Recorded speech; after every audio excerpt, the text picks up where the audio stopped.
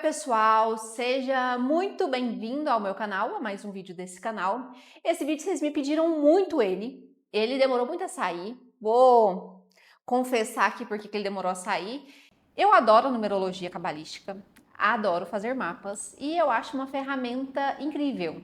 Mas eu vejo que as pessoas não utilizam aquilo que elas têm, não utilizam o mapa e eu pensei, para que entregar algo? É como se eu estivesse entregando uma Ferrari para uma pessoa que não sabe dirigir. Por mais que eu explicasse como funciona e como isso pode mudar a vida da pessoa, é uma coisa que ela não utilizava. Mas, como agora rolou uma polêmica aí no Big Brother, eu vi que uma sister falou sobre a mudança do nome, resolvi fazer esse vídeo para a gente falar um pouquinho sobre isso, porque eu vi que existe ainda uma ignorância sobre esse assunto muito grande, existe também preconceito sobre isso muito grande. Lembrando que, antes de começar, eu venho falar aqui um pouquinho do que eu sei, do que eu estudei, do que eu vivi. Vou trazer algumas passagens bíblicas, vou trazer talvez algumas outras passagens de autores que eu gosto, de coisas que eu vivi, que eu passei.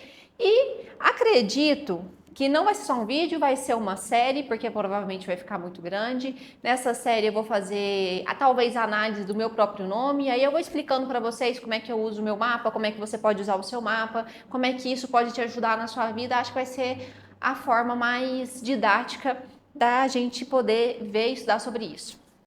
Esse aqui que eu tô na minha mão, esse caderninho aqui maravilhoso, é o meu mapa. E é esse caderninho maravilhoso que eu entrego para as pessoas que fazem o mapa comigo. Então, vai aparecer na primeira página, igual está aparecendo aqui na minha, o meu nome completo, com a minha data de nascimento e todas as coisas do seu mapa. Nossa, Stephanie, é um livro? Tá vendo? É muita coisa. Não é uma coisinha simples. Aqui eu acho que tem quantas páginas? Tem pessoas que o mapa dá 55 páginas. Nossa, Stephanie, preciso ler tudo sempre? Não. Você precisa saber como usar isso aqui. Você precisa saber manusear isso aqui e o meu intuito de fazer esses vídeos é para isso, nesse primeiro momento, para você conseguir usar o seu mapa e entender a Ferrari que você tem nas suas mãos, para você ter uma vida mais próspera, ter uma vida mais fluida, entender um pouquinho dos processos que você passa na sua vida, e isso traz para a gente grande sabedoria, isso aumenta para a gente o nível de aceitação, isso faz com que a gente cumpra as lições kármicas, as dívidas kármicas que carregamos na nossa vida, e isso vai fazer diferença na sua vida, nessa e, se caso você precisar, numa próxima. O estudo numerológico, mapa numerológico, talvez para alguns de vocês pode ser uma coisa nova, pode ser novidade, mas isso não é uma coisa novidade. Praticamente todo judeu sabe disso. A numerologia que eu vou falar agora é a numerologia cabalística. Nós temos também a numerologia pitagórica e elas são diferentes, talvez. Em algum momento eu falo um pouco das diferenças da numerologia cabalística, da numerologia pitagórica, mas elas são diferentes, é importante saber que é diferente. Nós vamos falar aqui da numerologia cabalística e eu quero começar com uma frase de Provérbios 22:1. Mais digno de ser escolhido é o bom nome do que muitas riquezas. Ou seja, isso aqui é uma frase muito interessante, vou falar um pouquinho sobre isso e trazer outro pensamento de uma pessoa que eu adoro e que um dia eu ainda vou conhecer, que é o João Elan. Procure os vídeos de João Elan, assiste o João Elan, que ele é maravilhoso. Tudo aquilo que você se rotula, você se limita.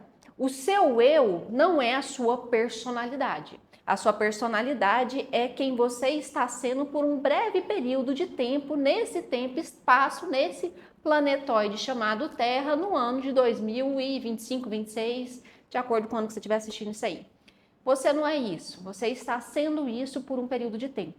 E todas as vezes que nós nos rotulamos, nós nos limitamos. Então, se você se rotula como de direita, isso é um rótulo, tem um limite. Se você se rotula como esquerda, rótulo, limite. Se você se rotula em uma religião, rótulo, limite.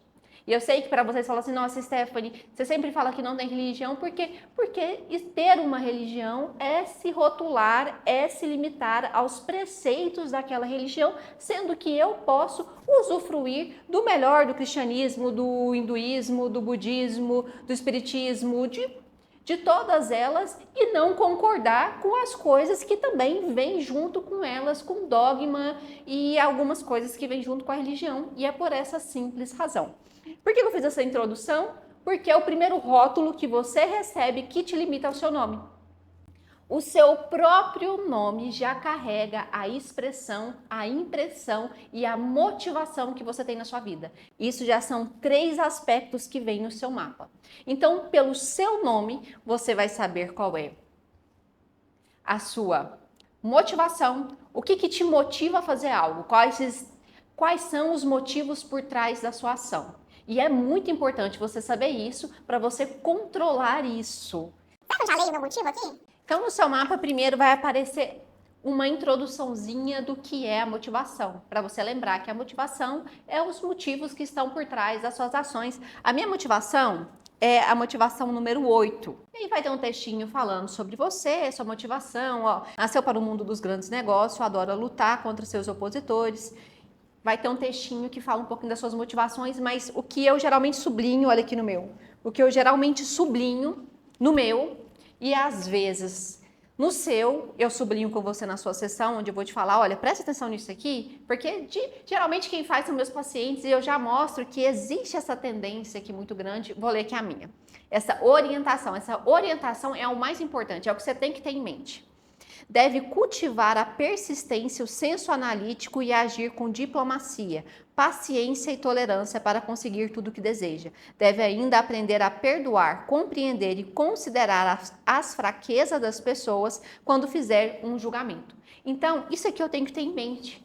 E realmente, para mim, por que isso aqui é uma orientação? Porque isso aqui já é uma tendência minha. Então, é algo que eu tenho que vigiar e orar. É algo que eu tenho que sempre pensar, Stephanie, tenha paciência, cultiva isso. Falo, né? Sempre falo nas lives e tudo mais que se tem uma virtude que eu luto para conseguir nessa vida, chama-se paciência, porque para mim é muito difícil, né, gente? Eu sou ariana, meu dia é 21/3, eu sou o primeiro dia de Áries, então eu trago essa energia da impaciência, mas também da ação de fazer, ó, 21 de março, um dia de pessoas maravilhosas. Temos aí Ayrton Senna, temos aí Jair Bolsonaro, acho que temos aí outras figuras. O ariano, ele é uma pessoa que faz, mas é uma pessoa impaciente e é uma coisa que nós precisamos trabalhar em nós para que nós nos tornamos seres humanos melhores. Porque se eu vim com isso, é porque é algo que eu tenho que vencer, é algo que eu tenho que aprender, é algo que eu tenho que cultivar. Então, se eu lembro que eu tenho que fazer isso, quando eu estou em um momento sendo impaciente, sendo irritada, sendo ansiosa,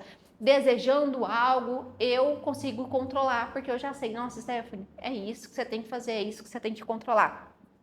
Essa é a primeira coisa que vai ter no seu mapa, a sua motivação, depois você vai ter a sua impressão. E a sua impressão, essa aqui é a mais polêmica, que eu acho a mais divertida. A sua impressão é a primeira impressão que você passa quando você chega no lugar. E às vezes você passa a impressão que você não imagina que você passa. Às vezes você acha que você é carismático, isso e aquilo, e você não é. Igual tem gente que fala assim pra mim, nossa, Stephanie, você acha que você é tímida? Eu falo, eu acho que eu sou. E a pessoa fala, você não tem nada de tímida. Na minha cabeça, eu era uma pessoa extremamente tímida, introspectiva. Hoje, obviamente, vendo os vídeos, entendendo, estudando, mas eu vejo que eu não sou, mas na minha cabeça eu era. Acredito que eu ainda sou um pouco. Quando chego num lugar com muita gente, vocês vão ver que eu vou ficar extremamente na minha. Esse número de impressão é essa mistura da primeira impressão que você passa com um pouquinho da impressão que você tem sobre si, sobre você mesmo. Vou ler aqui qual que é a minha. A minha é a impressão número 2. É idealista, calado, pacífico, diplomata, sendo muito hábil em conciliações de interesses seus e alheios, que é verdade, eu sou muito boa nisso. Na tentativa de agradar as pessoas de quem gosta, corre o risco de se tornar excessivamente dependente, também é verdade. Contudo, desenvolver a autoconfiança pode superar essa tendência e vir a ser uma pessoa bem-sucedida, sem grandes problemas. Também é verdade. É também responsável, justo, gosta de calma, de legitimidade, esclarecimento e também inspiração. Gosta também de se sentir compreendido e confortado. Tudo isso aqui é verdade, eu vou pular para o final. Orientação. Infelizmente, em nossa sociedade, a simplicidade é vista como sinônimo de fraqueza. Por isso, deve aprender a ser mais dinâmico, arrojado, criativo e sempre procurar inovar sem medo de errar ou ser diferente. Esse medo de errar foi algo que me privou de fazer muitas coisas na minha vida até certo ponto. Evite a estagnação ou a monotonia. E confesso para vocês que eu vou falar isso depois lá na frente, no meu nome, você vai ver que tem os arcanos. E eu acabei de mudar uma fase, um arcano na minha vida que acabou de mudar. E ano passado, há menos de um mês, eu perdi a minha avó. E eu sinto que em mim virou uma chavinha que quando isso aconteceu, tudo bem, eu sei que a vida é frágil, eu sei que todo mundo um dia vai morrer, eu sempre soube disso, mas alguma coisa dentro de mim mudou ao ponto de eu realmente não me importar mais com o que alguém acha sobre qualquer coisa que eu tô fazendo, se é certo, se é errado, se gosta, se não gosta. É como se eu perceber a fragilidade da vida deixou a opinião de outras pessoas deixou de ter importância para mim. Antes, a opinião das pessoas que eu admiro tinha um peso muito grande e, sinceramente, nem essa opinião para mim agora está tendo um peso muito grande. Simplesmente a forma como eu me sinto ao colocar a minha cabecinha no travesseiro é a única coisa que está me importando e, por enquanto, sigo assim. Vou passar por o terceiro, que é a sua expressão, e eu acho que eu vou finalizar esse vídeo para não ficar muito grande, né? Porque eu falo mais do que arara baleada. Talvez eu fale só um pouquinho aqui de nomes bíblicos no final. Seu número de expressão. O que acontece com o seu número de expressão? Descreve a maneira como o ser humano interage com o outro. Ele diz quais são seus verdadeiros talentos e qual é a melhor forma de expressá-los. Vamos ver aqui. O meu número de expressão é o número de expressão 1. E olha que legal, já está dividido em 2 pontos, seus pontos positivos e seus pontos negativos. Eu vou até falar um pouquinho sobre isso, porque às vezes eu faço o mapa de criança que ainda não nasceu, de um bebê, a mamãe está grávida, está escolhendo o nome, me liga, Stephanie, me ajuda a escolher o nome, para eu saber qual sobrenome eu coloco, para não ter uma sequência negativa ou para não ter uma dívida kármica. Tem como a gente escolher um nome que não tem uma dívida kármica? Tem como a gente escolher um nome que não tem uma dívida kármica. Portanto, tem como você escolher um nome que não tenha pontos negativos? Não. Se alguém tivesse que vir para a Terra sem nenhum ponto para aprimorar, não tinha por que estar aqui na Terra. Não tinha por que esse ser vir. Todos os seres que passaram, que encarnaram, que entraram em um corpo, entraram para ter um aprendizado, entraram com uma missão, entraram com um destino e tiveram que cumprir esse destino. E é até interessante falar sobre isso, porque quando a gente fala de destino, parece que a gente deixa de ter livre-arbítrio. Infelizmente tem coisas na nossa vida, por mais até que você mude a sua assinatura, que se você tem uma dívida kármica, não adianta. Você terá que pagar, sendo nessa vida ou na outra, é uma coisa que você carrega e para que você passe pelo seu processo de transcendência, você vai ter que encerrar isso aqui no plano. Se você deve para o banco, se você deve para alguém, se é simplesmente... No plano espiritual não tem esse negócio, né? Depois de 5 anos caducou, sua dívida deixou de existir, não. Mas faça os juros continuar acontecendo até o momento em que é te cobrado de uma vez. Mas isso em algum momento, esse aprendizado em algum momento na sua vida você vai ter que ter. E se não quiser ter nessa, vai ter na próxima. A grande questão é que às vezes... Quando eu escuto isso, meu coração até dói. Tem gente que fala assim pra mim, não, na próxima eu resolvo. Amigo, na passada você estava falando que na próxima ia resolver. Essa aqui já é a próxima. É claro, sim. Comprovado? É comprovado? Não. Isso é o que eu acho. É claro, na minha cabeça, que isso tem um limite, né? Isso tem um limite.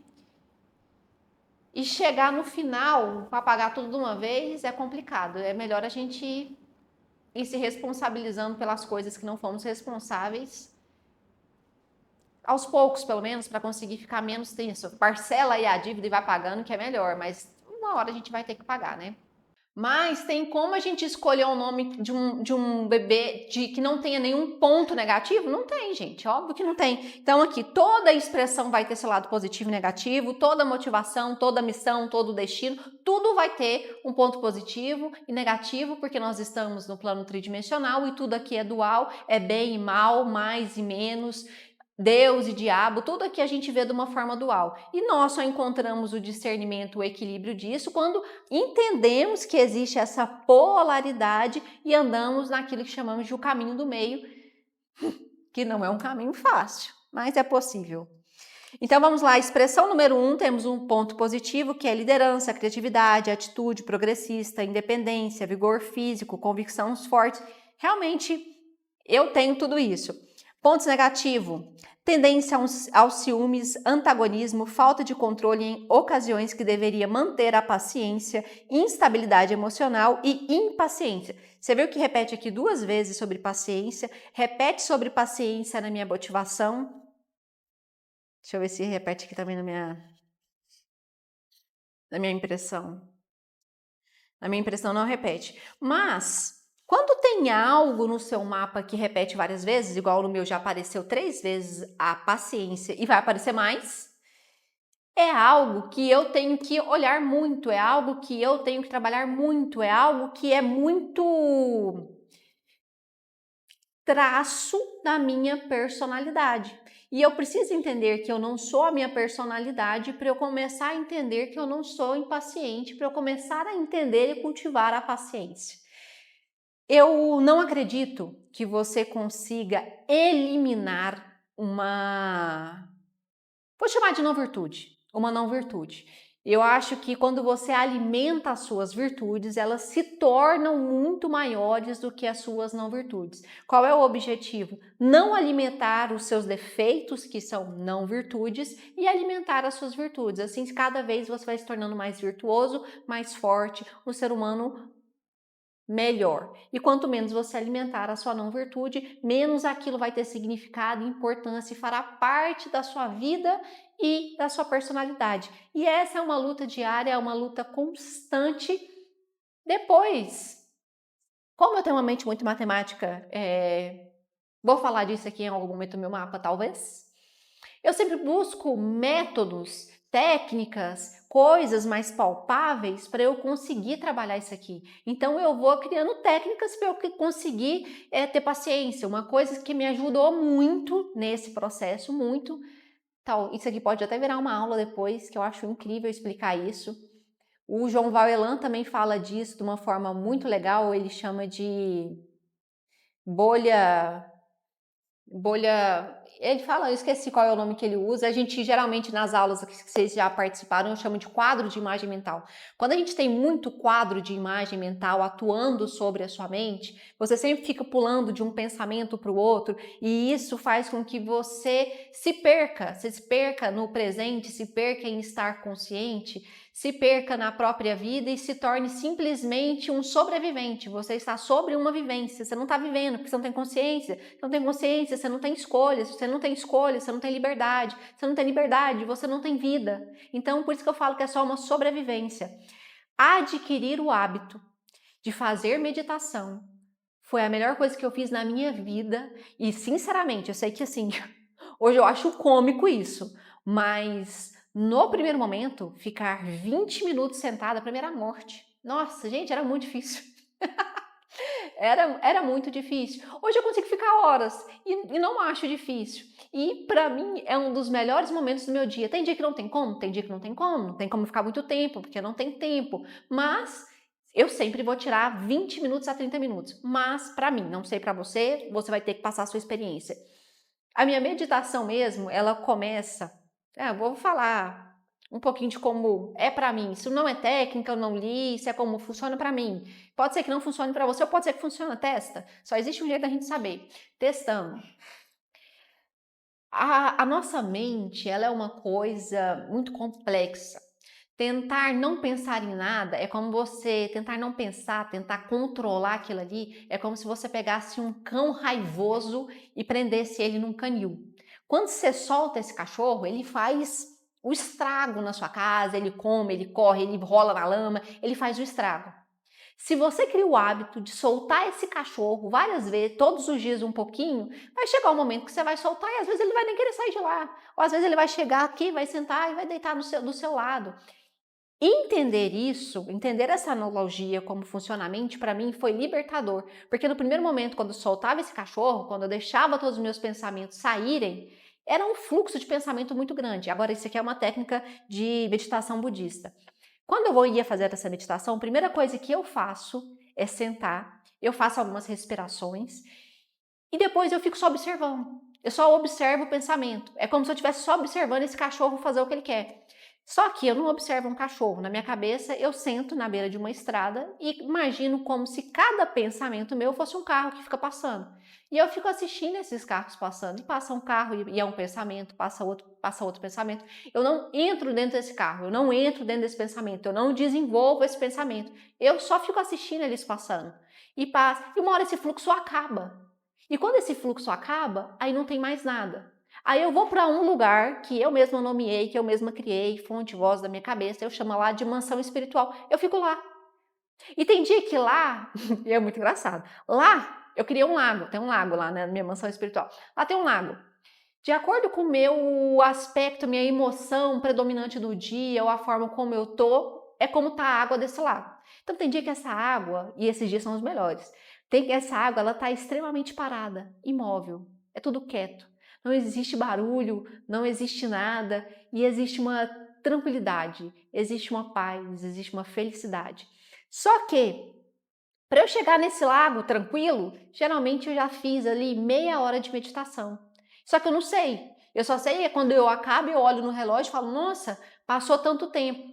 Com essas olhadas no relógio, eu comecei a perceber que eu só consigo deixar esse lago tranquilo e sentir esse sentimento, esse pensamento, essa sensação depois de mais ou menos 30 minutos. Depois de muito tempo, esse tempo encurtou. Mas se acontece alguma coisa na minha vida, é muito problema para resolver, muita coisa que eu me envolvo, ou até muita coisa que eu assisto, esse tempo fica grande de novo. Então, assim, é um treinamento constante, é uma coisa que eu faço todos os dias, e tem dia que demora muito tempo, e tem dia que eu não consigo deixar esse lago tranquilo, e eu tenho que parar para fazer outra coisa na minha vida, ou fiquei impaciente, ou fiquei agoniada, e eu tento até vencer a minha própria agonia, até a minha própria irritabilidade, às vezes começa a sentir dor, sente dor nas costas, sente não sei o que, sente coçar. É um processo, gente, é um processo, é um treinamento, mas vale a pena. Mas vale a pena encontrar essa paz, encontrar essa tranquilidade, encontrar essa plenitude dentro de você. Depois disso, eu vejo que lidar com as coisas da vida se tornou mais fácil. Eu vejo que minha mãe fala às vezes assim para mim, minha filha, você parece um alien, você parece que não vive no mundo real, volta para o mundo real. Mas para mim, para mim, para mim o que é real não é o que é emocional. Então, às vezes, vai ter uma pessoa chorando, esperneando e tudo, para mim aquilo não é real. Aquilo ali é simplesmente um estado emocional sobre um processo de uma escolha, uma consequência de uma escolha, e eu consigo ver o desdobrar disso. Então, você vai deixando de ter tantas emoções sobre as coisas, não só na vida dos outros, como na minha também. Uma coisa que eu comecei a fazer depois disso, eu entrava muito em problema que não era meu. Hoje eu penso, se alguma ação minha pode resolver essa situação, se puder, eu vou intervir. Se a minha ação não pode intervir, não pode resolver, não pode melhorar essa situação, eu não vou mexer nisso. Por quê? Porque eu vou me desgastar, vou entrar num processo que não é meu, vou entrar num problema que não é meu, vou entrar num quadro de imagem que não é meu, vou assumir aquilo para mim, depois vou precisar me responsabilizar quanto a isso e para quê? Para nada. Então, me desvincular de quadros de imagens, de problemas que não são meus, também foi uma coisa libertadora na minha vida. Mas vou deixar isso para outro vídeo, que esse aqui já deve ter ficado muito grande. Um beijo, talvez no próximo vídeo eu falo sobre missão e destino.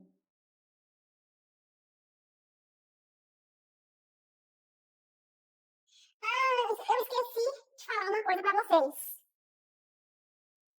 Eu comecei a falar, nossa, na verdade a numerologia ela é muito antiga e tudo mais.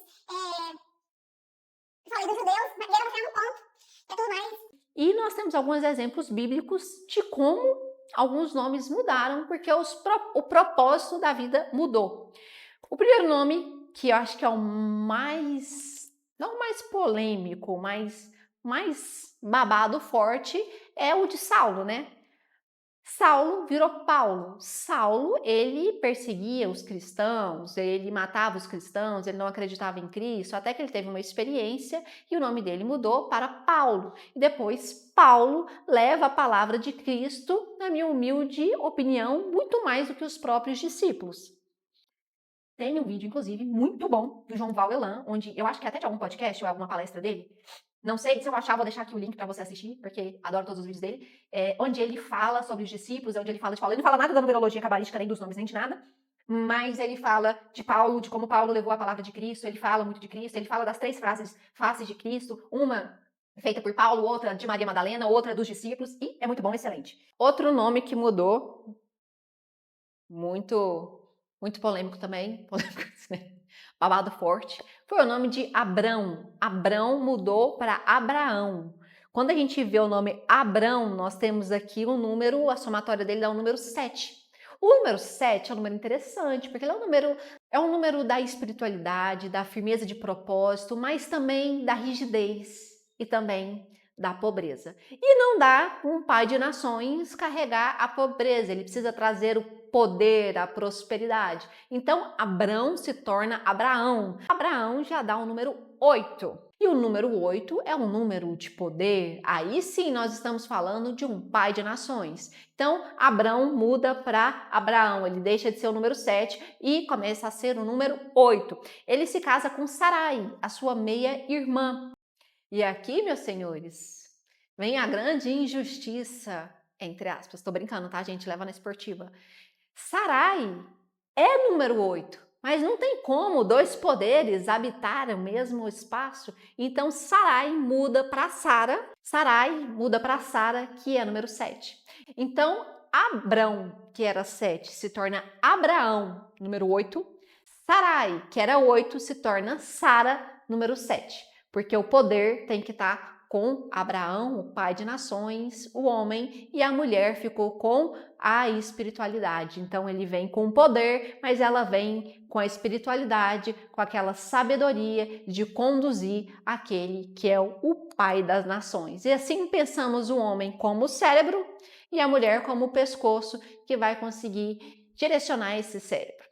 Outra mudança, Jacó muda para Israel. Jacob, ele é o número 5. E o número 5, vou ler a personalidade do número 5. O número 5 gosta da vida movimentada, adora conhecer novas pessoas e experimentar novas sensações. São atraentes fisicamente, mas, no entanto, são fúteis, pois têm certas dificuldades em assumir compromissos concretos. Logo, uma pessoa com essa personalidade não tinha como assumir as missões que precisavam ser assumidas. Então, Jacó deixa de ser número 5 e passa a se chamar Israel. Então, agora o nome dele entra na frequência do número 6. E 6 é o número do amor, da família, da irmandade, da união, perfeito para o propósito daquilo que ele precisava fazer agora. E legal, olha, o Israel ele é 6, Israel dá 15 que dá 6. Se a gente soma o 8 de Abraão com o 7 de Sara, nós temos também 15. Israel dá 15, que dá 6. Então, essa é uma combinação muito interessante para o nome de Israel. Vou desligar o ar que eu congelei. Então, vamos para os 12 discípulos. Vamos lá. Eu não sei se é conhecimento de todos, mas Jesus passou um tempo estudando com os essênios e ele tinha esse conhecimento cabalístico. E obviamente que ele sabia que os números iam 1, 2, 3, 4, 5, 6, 7, 8, 9, depois 11 e 22. O número 11 e 22 são números mestres.